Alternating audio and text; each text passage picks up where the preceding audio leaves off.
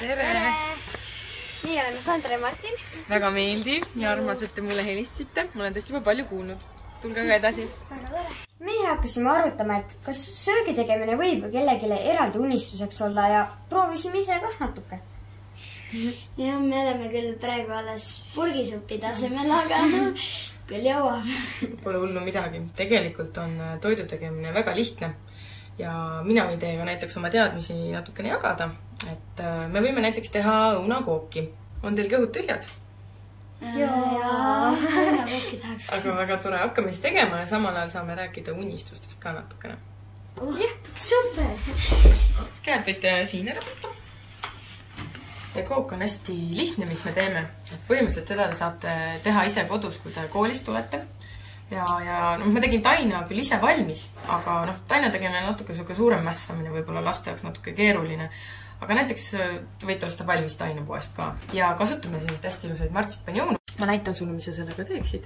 Lõikame lihtsalt pooleks. Ja lõika lihtsalt siit see sisu ära ja näiteks lõika sellised viilakad. Nii, ja mina hakkan siis tainast vormi suruma. Kas on mingi vahe ka, kui täpselt ma lõikan? Ei ole. Tead, see on selline vaba käega kook, kes tahab võib isegi kuubikud lõigata või mis iganes. Minule meeldivad alati suuremad tükid. Nii, mina natukene määrin selle vormi õliga igaks kokku, et tainas ei jääks põhja kinni.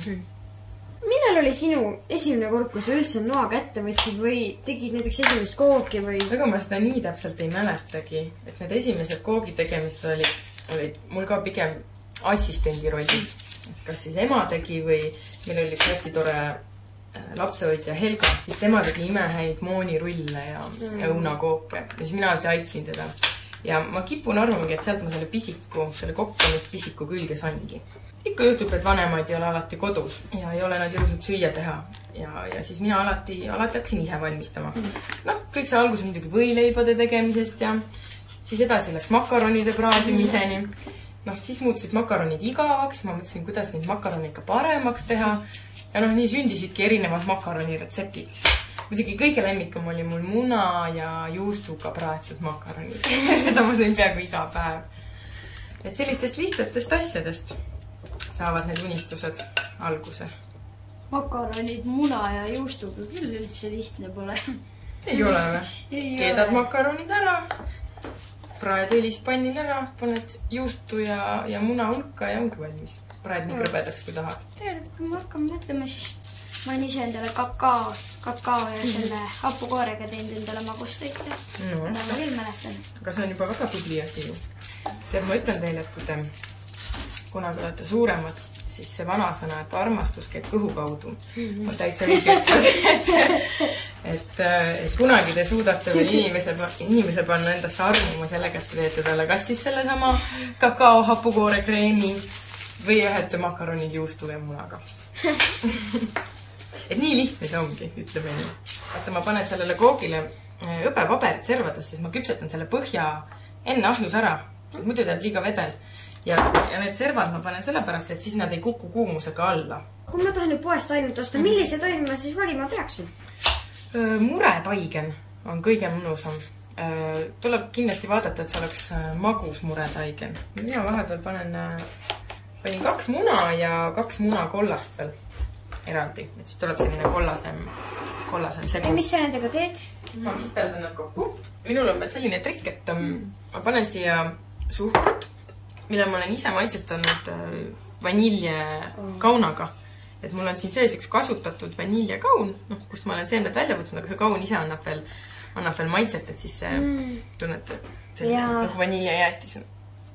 Et see annab tervele suhkrule hea maitse, et ma panen siia hulka. Aroomide mäng. Aroomide mäng siin alles hakkab tulema, et kui kook hakkab küpsema, siis alles avanevad kõik. Me paneme veel kaneeli ka natukene. On super hea. Kas me võime tavalist suhkrut ka ikka muna sisse segada? Jaa, võib ikka. Lihtsalt see vanilje annab sellise mõnusa meki. Et te võite ka tegelikult panna niimoodi, et natuke panete tavalist suhkrut ja siis hästi natukene vaniljesuhkrut. Seda müüakse ka poes eraldi vanilje maitselist suhkrut. Mina segan selle ära ja panen rõõska koort. Ja nüüd te võite need õunad siia põhja panna. Vaadake, kui palju see mahub, et need, mis üle jäävad, need võite ära süüa. mina panen siia munasegule natukene tärklist ka juurde.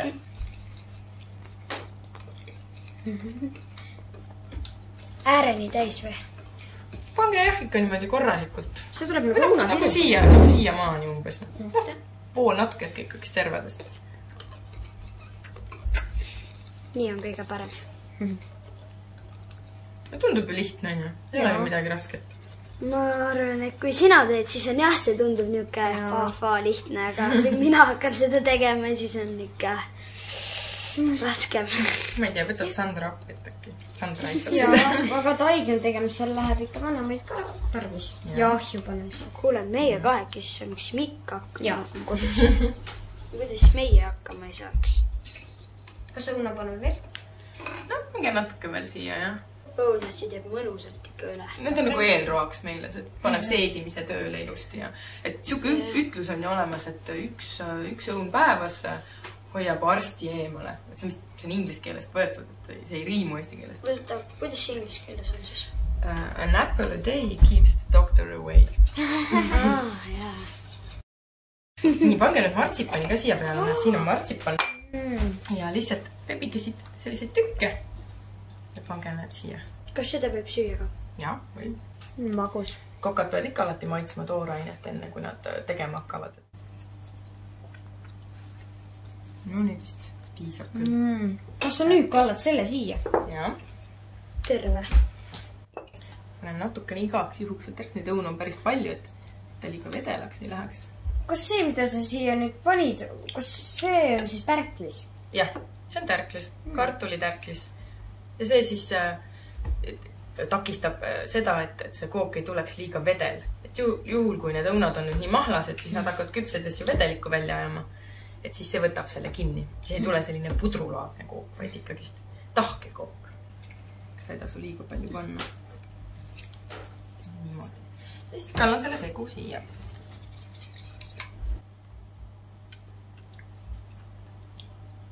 Ja mina panen koogiahju.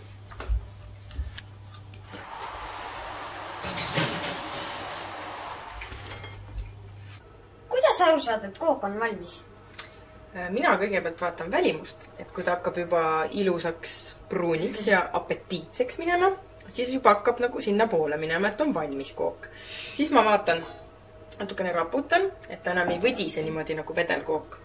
Ja siis ma katsun kas kahvli või siis kui teil on hambetikk puust, siis torkate siia sisse. Ja kui see kook ei jää enam siia külge kinni, ta puudikku on isegi mugavam teha seda, siis on see kook valmis, siis on ta sees tahke ja küpse. Aga selle koogiga on nüüd niimoodi, et ta peab natukene aega seisma, enne kui me ta saame lahti lõigata. Et nii-öelda tahenema peab pisut. Kas ta peab tahenema rätiku all või siin samas pliidi peal või? Et kõige parem on mina panen akna lauale välja. Aga siis peab jälgima, et külakassid ega linnud ei tuleks ta nokkima. Et peab ise kõrval olema. Aga niimoodi ta jahtub kõige kiiremini. Aga kui tõesti ta on aknalaud, kuhu paistab päike peale, siis ei ole mõtet aknalauale panna, et siis jätke lihtsalt siia pliita peale ja jahtub nii-öelda loomulikus keskkonnas kuskil niimoodi 10 minutit, siis on juba täitsa, siis saame juba süüa. Kook on nüüd ilusti parajalt jahtunud, et ta ei ole liiga külm, et ta on natuke veel soe ka. Noh, julgeme lõigata lahti või? Julgeme ikka. Mis siis sai? Vaatame kõigepealt, kas servad on lahti. Ilusti on. Kellele ma siis preilile esimesena? No tuli ilusti. Järgmine. Ja te teate ju ka seda ütlust, et koogitüki peab alati teisele püsti jätma taldrikul. Selles mõttes selle koogiga ei ole probleemi. Jah, muidu Sandra ei saa meele. Ja mina ise naisele. Ja, no vaatame. Ma saagi vedada. See on nii lai kook, seda ei saagi väga. No, mekime ka või?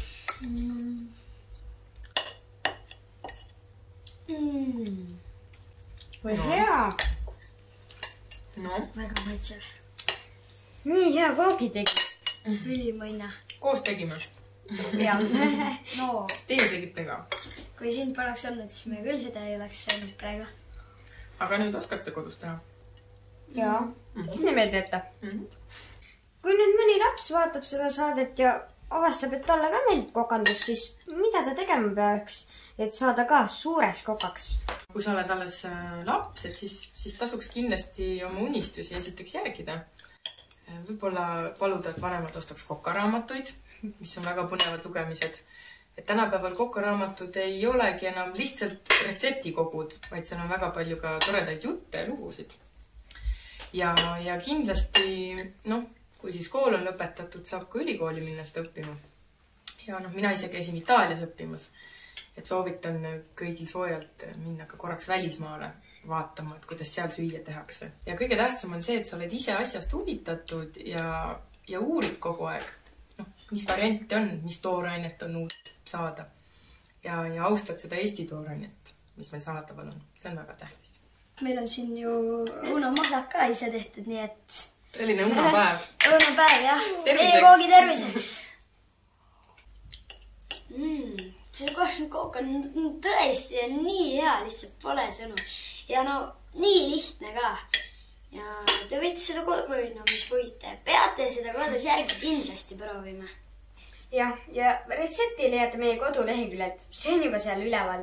www.keskkonnake.ee. Head isu! Head isu, jah. Ja ärge siis unustage, et ilma puhta keskkonnata ei oleks meil nii häid õunu ja ploome ja mureleid ja pirne, millest neid maitsvaid kooke valmistada. Kuule, mis sa arvad, äkki viiks keskkonnaks selle ka väikse tüki? Muidugi ju. Tema meid siia saatiski tegelikult.